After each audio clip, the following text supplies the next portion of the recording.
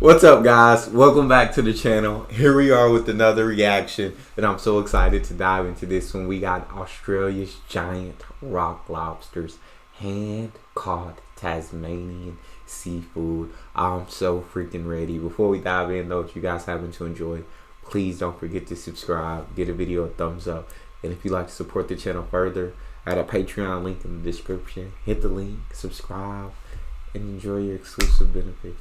Let's dive in. Last time on our awesome Australian food adventure, we traveled Western Australia, where we ate exotic sea turtle meat with the Aboriginal community. That tastes like 4 different animals: chicken, pork, fish, frog. In that order. Now, we're headed across this giant continent to the island of Tasmania. This island state has a population of only 500,000, but it boasts some of the most impressive edible wildlife anywhere. On land, possum is a very dense meat, so it does need a nice, long, slow braise. It's like better than pulled pork. Oh. And in the sea. Nothing better than just eating something that you've caught. Today, we're on a mission to explore what creatures lurk in the pristine waters that surround this island. From marine life caught by hand, It's one of the best meat textures out there. to a large-scale seafood factory, processing thousands of pounds of ocean meat per month. How popular is eating shark in Australia? This succulent seafood lover's Eating dream begins shark. right here on the coast. Gentlemen, thank you for being here today. We have an absolute treat for you guys. We have been out on a hunt, a couple of days out at sea, about 50 kilometers offshore at one point, and we have gathered some fantastic Tassie treats for you. This is Tim. He works as a director of photography, and Chris here is a retired veteran. They each have their own YouTube channels where they showcase a passion for diving and thrilling adventures around the island of Tasmania. That's so cool. So catching all this stuff, are you using the same method? Pretty much, we were both diving on a compressor, which is a hose running to us underwater so we can take our time down there. Yeah, you've got to use your hands down here. We can't use any utensils, no spears, nothing like that. So it's purely just with your mitts. How many creatures are in both of these entities right now? We've got 3 unshucked abalone in here and about 4 shucked abalone. We'd have 8 odd crayfish in here. Dare I say it's the biggest crayfish or lobster that you've shown on your show so far. Gentlemen, I think it's time for some show and tell. Let's get into it. Okay. I'm so excited. Our first catch is a worldwide luxury product, and the best of its kind can be found in the coastal waters of Tasmania. This is the black lip abalone. These sea critters are masters of disguise, blending in with ordinary rocks. But once you spot one, all it takes is a flick of the knife to pop it off. And what we've got here. Dude, that is a huge ass abalone. Soon, we'll get a taste of this opulent delicacy. Pound for pound, the abalone is one of the best meat textures out there. It's so dense, it's like a goat heart. That's a pretty good catch. Yeah, absolutely. A goat heart. Yeah, I'm so excited for this one. Tim? Alrighty, well, this is a full day on the water. I really hope you enjoy the size of these ones, and they are just so beautiful. We love these creatures down here. You've hyped this up quite a bit. We've set our sights on the grand prize, the infamous Tasmanian rock lobster. As Tim and Chris dive deeper, the temperature plummets and sunlight fades. Our target is a hide-and-seek master, using the rugged landscape to stay out of sight. Once spotted, the real challenge is actually catching them. Without hesitation, you must zero in, make your move, and grab it. He got it. Yeah, he did. Oh my days. That's insanity. That's about a 3.5 kilo cray. Dude, that is crazy. That's easily the biggest. 7.7 pounds. Oh my God, that is, I'm telling y'all, Australia, even the waters, these animals are evolved to a level that the rest of the world has just not caught up with. These animals are crazy. I've ever seen. With a seriously tough shell and the ability to regenerate lost legs, this creature is not just a feast for the eyes, but a delicious conquest for those who dare to pluck it from the salty depths. Wow, gentlemen, you've outdone yourselves. This is fantastic. I cannot wait to see what kind of delicious food this gets made into. Let's do it. Oh, this is gonna be amazing. So first thing I'm going to do is shuck this. You just use a butter knife. And then put your thumb in there and open it up like that. And you're left with this beautiful shell. So now I'm just going to rip these guts off. And then I'm just cutting the mouth of this abalone. So the reason we cut the mouth out is these are a filter eating mussel. So we want to get rid of all the bad stuff. We're left with this mussel here. If we just cook these like this, it's going to be really rubbery and not the greatest texture. Give it a nice good bash, and then you can see how much softer it is. A lot easier to eat, comes up much better for us. The pragmatically tenderized abalone gets a thorough wash with seawater. Then it's coated with a mixture of breadcrumbs, herbs, salt, and pepper. So I like to keep it easy. Don't worry about your milk and eggs. Chuck it all in a sandwich bag and give it a good shake. Now it's time to give these snails a sizzle. Once fried to a crunch, the abalone meat is cut into bite-sized pieces and served with fresh citrus, lettuce, and Chris's special sauce, consisting of soy sauce, wasabi, and minced garlic. Lots of people struggle cooking abalone. I don't know if I would have ate the abalone from first look. First look, I was like, I don't know about this. Now that it's cooked, yeah, I'd like a bite. I'd absolutely like a bite dipped in that sauce. Oh yeah. But this way, you just can't go wrong. Cheers.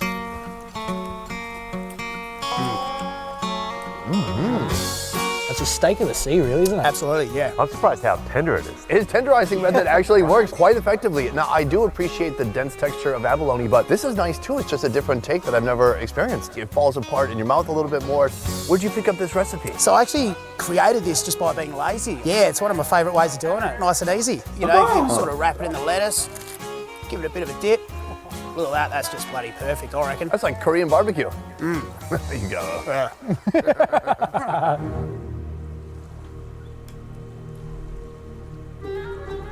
This whole I'd island, like to try how many that. people live here? Oh, I think about 500,000 on the whole island. I mean, there's not many people. How far is it from mainland Australia? 240 kilometres south. And to get off the island, you basically have to fly, right? Swim. That's an option. So that makes this island really unique because even though it's part of Australia, it's not that close to the mainland. And so over time, it's going to develop maybe a little bit of its own culture. How would you say Tasmania is different from mainland Australia? The beautiful thing about Tasmania is that there are so many untouched gems here.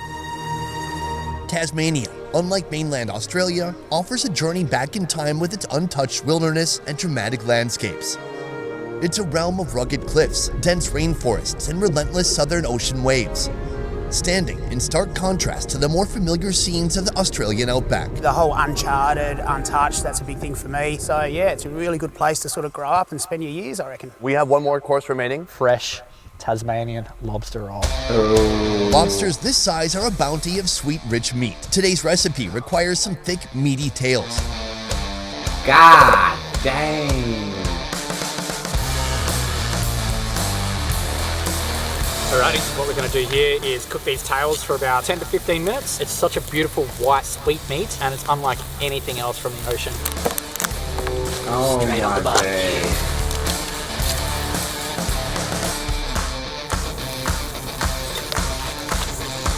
Now we're just going to start slow cooking them through the pan with a little bit of garlic butter. We've also got some of these cray legs. These big fighting claws are going to be fantastic.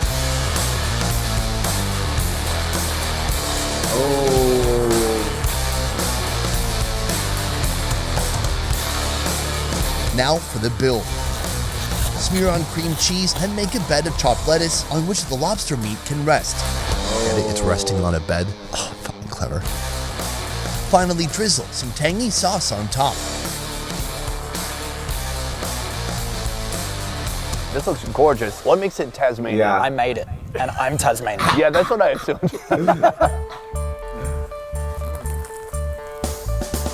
That is so good. The bread is perfect. There's a crisp of the lettuce, then the tang of the mayonnaise inside, but man, just tons and tons of delicious lobster. That is some of the sweetest lobster I've ever had. Yeah, it's a really good way of cooking it like that. Easy as, just chuck it on the coals and can't go wrong. Oh, I love how smoky it is too. Really good. Just a great, delicious, creative use of these local ingredients that you guys fought hard for. Do you feel the reward? I feel the reward and I didn't do anything. Nothing better than just eating. Man, hell. See, this the kind of YouTube channel I need. This to go around tasting all kinds of food all over the world, and just experiencing everything the world got to offer, like food-wise. Cause I'm as big as a foodie as anybody, and I'm jealous. I want to live this life. I want to eat lobster rolls and be introduced to abalone and all of that. I want it all. Something that you've caught. Yeah, I think it takes you back to that primal instinct of us. You know, I believe we're all animals in some way. So, you know, go catch your own food and then eat it like this. It's just perfect, isn't it? And we've still got the legs to get into it. Well, let's do that. There you go. That is wild. This is what you don't find on many lobsters. So this is an example of getting it in one piece. Sort of comes out like that, Just go straight up. straight down the gob. Oh my God. So sweet, succulent, delicious. Still juicy. A little bit smoky. I'm so curious, can anybody catch what you're catching here? How does that work? You need a license to be able to fend for yourself with these guys. Tasmania's flourishing seafood scene is attributed not only to its lively ecosystem, but also to the community's conservation efforts. For example, Tim and Chris are only allowed to catch 2 lobsters and 10 abalone in one outing. Back in the day, like my grandfather, he'll tell you stories about him just out the front here when there was abundance more of these creatures. So the numbers have decreased that much. It has decreased, but over the last couple of years, conservation has kicked in and the populations are coming back quite strong. Both of you have channels that are focused on Australian outdoors, on catching seafood, on wildlife. For each of you, what is the goal with your channel and what kind of message do you hope to get to your audience? My channel is called Tascast. I teach people how to catch the fish that I catch and to remind people of conservation on those fish at the same time to make sure that we can fish into the future. My social media channel, Tassie Adventure Man, and I predominantly do a lot of outdoor and underwater adventures. So a big part of my life and my social media is PTSD, anxiety, mental health. So I think it's really important for people to see that if you are having some of these illnesses, then you can still have a good life. Yeah, I'm just an everyday bloke, so do what I do and you'll enjoy it. The best thing as well about everything that we do is it gets you out in nature, and to me, I'm the best possible version of myself when I'm on my boat fishing with a rod in my hand. Gentlemen, thank you so much. This has That's been so incredible. awesome. It was good to get a little taste, and we got actually a lot more than just a little taste. And then from here, we're going big. What's We're embarking next? on a 3-hour drive across the island to its capital, Hobart. Here we'll tour a family-owned seafood factory where they do it all, from catching and processing to distributing to restaurants. We're here to indulge in some unexpected local favorites like shark meat. Oh gosh, that looks lovely. But first, a quick tour.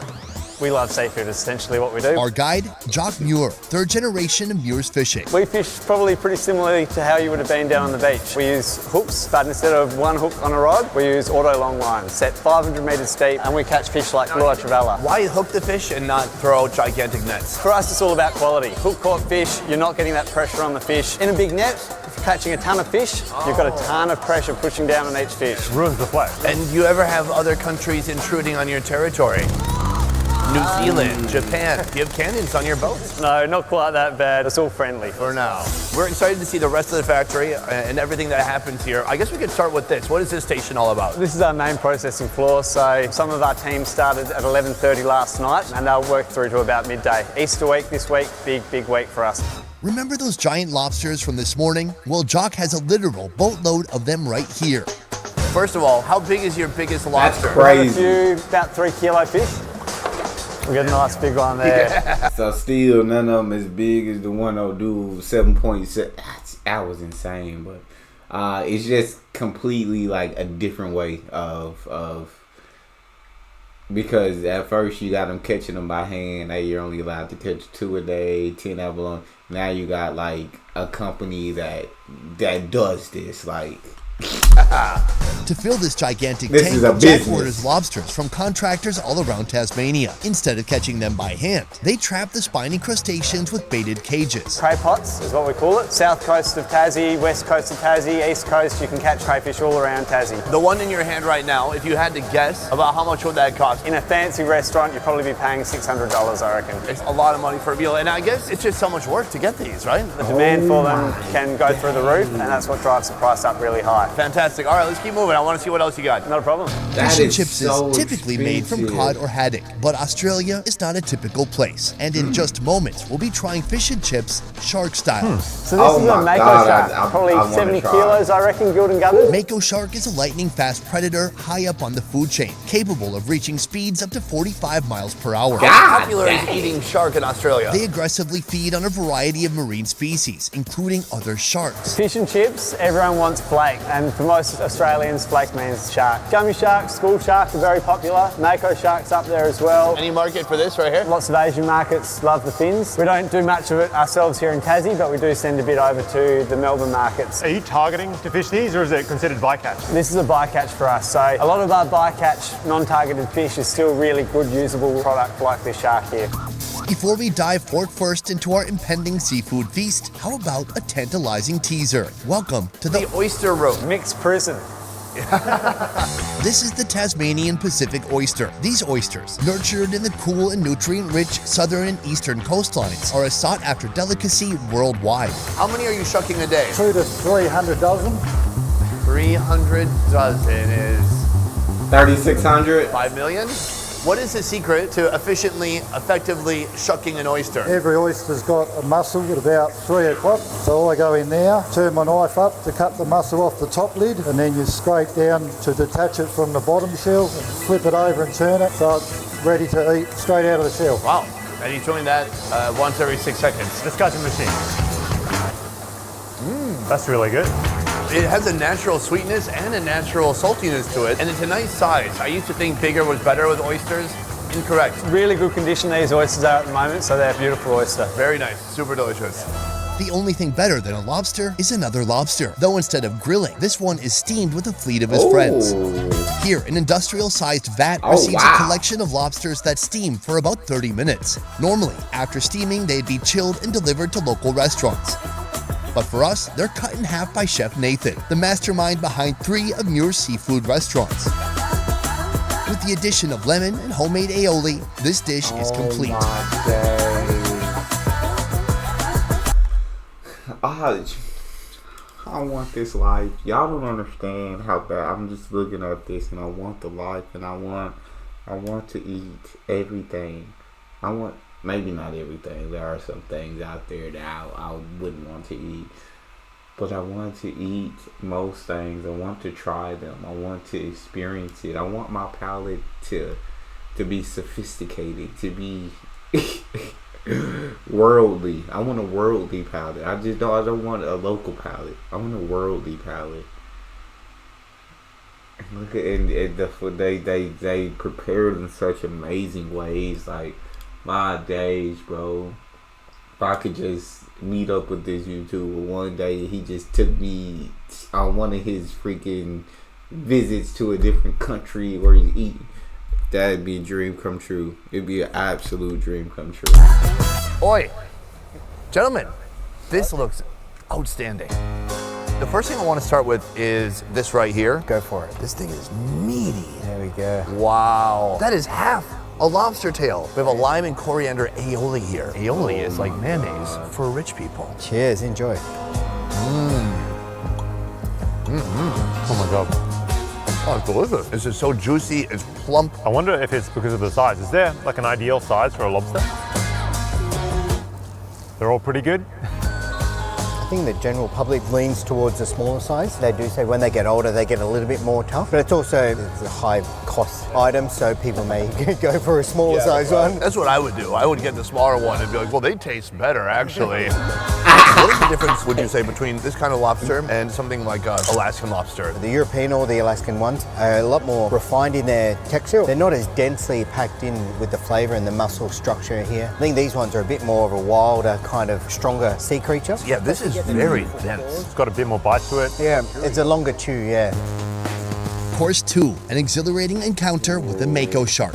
Yo, a shark, bro.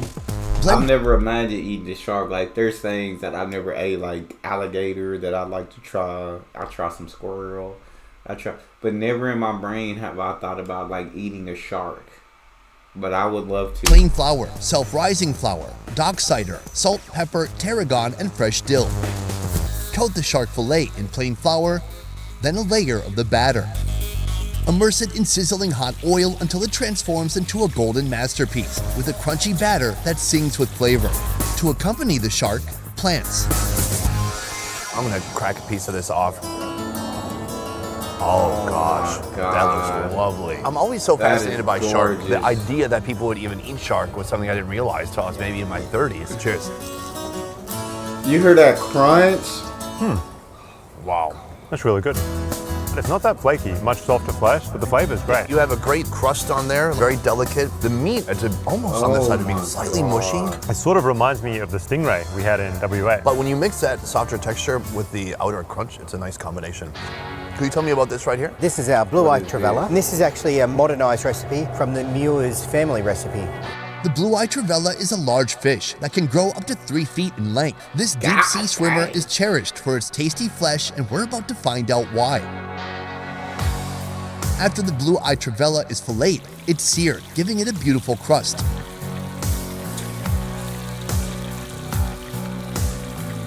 Baste it with tarragon-infused butter, then transfer the fish to a baking tray. More butter, then let it finish in the oven.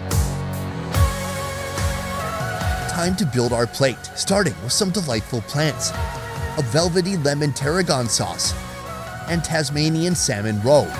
The fillet also gets a drizzle before tapping in. Finish off with olive oil and a crispy trevella skin cracker. Oh my god, bro. Oh, that's so good. Completely different texture from the shark. It's so meaty. You get these big. I ain't never ate nothing like this, bro. I ain't never got the opportunity. Y'all talk to me in the comment section. How many of you guys have tried shark or the rock lobster or this blue-eyed fish that I can't remember the name of? How was it if you have gotten to try it? Yeah, my mouth is absolutely salivating at the thought of being able to try this. Like, that would, it'd be so freaking dope. It'd just be so freaking dope. It's got a really sweet flavor. That little bit of citrus and the creamy tarragon goes well with it. Oh yeah, this is excellent. Mix that with the cracker, mix it with some veggies. Wow.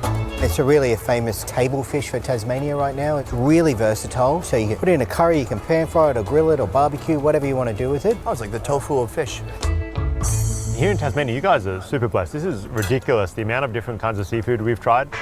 What's your favorite kind of ingredient to work with here? I think the blue-eyed trevella is one of the most approachable fish. Also the lobster and abalone and things like that. We have a great variety of seafood down here that you don't get up on the east coast of Australia or far north. We get a lot of native coastal ingredients. Even on my drive to work, I'm using just some local sea asparagus that are just in the little river system, and I can see that just pick some with the scissors, and they actually go on a couple of the dishes in the restaurant as well. There's food, and there's a whole food trail everywhere you go in Tasmania. It's so abundant with life, with sea creatures. There's just so much here, yet only 500,000 people live here. Do you have any idea why that is? I try to keep it a secret.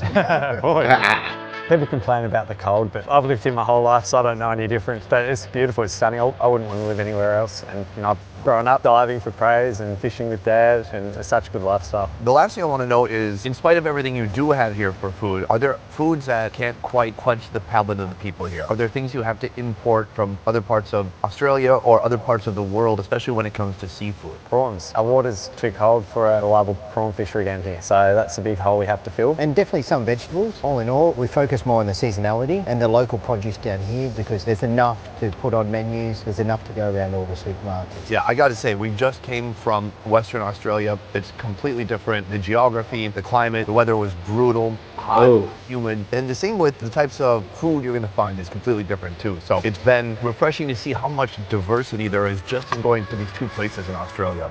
It's quite amazing. So, gentlemen, Beautiful. Thank you very much. You're very welcome. My pleasure. Elevate your style with our brand new clothing collection. Rock out in our threads, feel the thrill of culinary adventures, and celebrate with us in style. Head on over to... Yeah, it's game over. That's good motivation to not panic. We're sitting amongst the rocks because it looks kind of cool on camera. Not that practical. Not very comfortable at all. How much of the year is it not good weather? All the year. Oh yeah, it's not good weather. It's pretty good now, man. No, this is the one day. Can we pull up a picture of a blue-eyed trevella? I'm talking to the editor. He's like, who the fuck is pulling up a picture? I was expecting someone with a sign behind to pop up. I'm going to be disappointed if you're not happy with the size of these because they are some of the biggest rock lobster I've seen. I feel like I'm at a Tony Robbins event right now. Let's go! But for lobster. Boom! Guys, that is the end of our first video here in Tasmania. And man, this place is wild and we are just getting started. Stick around for more next week or whenever we publish again. Anyways, I want to say a huge thank you to my man, Andrew. Thank you. That was fun. Lobster. You can find Andrew on his YouTube channel right here. Right now, he has a series in Vietnam featuring the Katu ethnic minority group. It is food focused and has a lot of interesting cultural information. Go now to his YouTube channel to check it out. Otherwise, guys, that is it for this one. Thank you so much for watching. I will see you next time. Peace. How do we get out of here? I know, this is a weird one, huh? They should put a door. Huh. Yeah, this. I want to eat it all. I want to eat it all. Y'all let me know what y'all thought about that video. If you enjoyed, please don't forget to subscribe, give the video a thumbs up, and check out the next one. And I'll see y'all next time.